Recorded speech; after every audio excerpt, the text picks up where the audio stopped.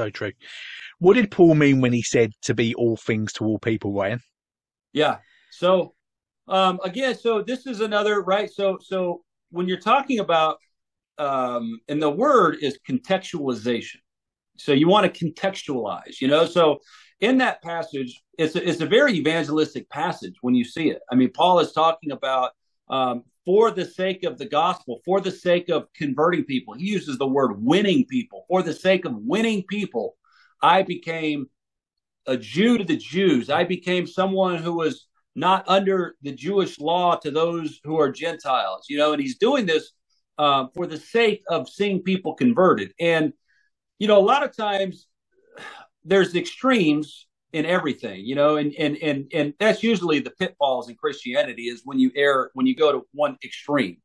And so when it comes to what happens in evangelism cultures, when it comes to passages like this, when it comes to contextualization is, okay, well, if I want to reach a bunch of, let's say, stoners, we call them, potheads, guys that smoke pot all day, right? If I want to reach that type of person, well, I've got to do what they do. I've got to smoke pot. I've got to be familiar with the lingo.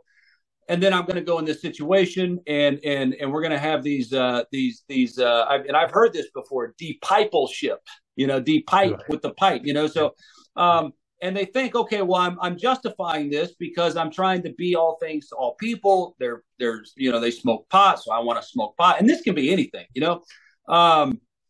So that's not what Paul meant. When you read what's going on, so Paul, first of all, he makes it clear he's not without the law of Christ still, right? So he's still under law. He's recognizing that, I'm still called to live and act within the parameters of Scripture.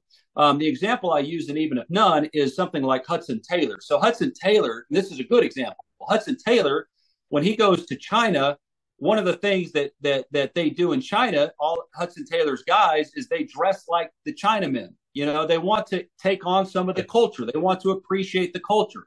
They're not going to do anything. Let's say you go into a culture where you're it's the norm to have 3 or 4 wives. Well, they're not going to go into that culture and start practicing that because that's sinful, right? So you're looking at it and you're it's more about a cultural recognition that, okay, in this culture, I'm not going to go into the Middle East and then open up like a pork shop, where everyone's going to start eating pork, hoping what's that going to do, right? Well, I'm going to try to show that Christians can eat pork. Well, and that culture, that's not a hill to die on, right? I mean, why would you go in with that message? So in other words, it is a matter of using discernment, using sanctified wisdom, and at the same time, not needlessly offending people. That's what Paul's talking about. Do not needlessly offend people, but rather for the sake of the gospel, to the extent that it's not sinful, embrace the culture that you're in. Don't try to die on certain secondary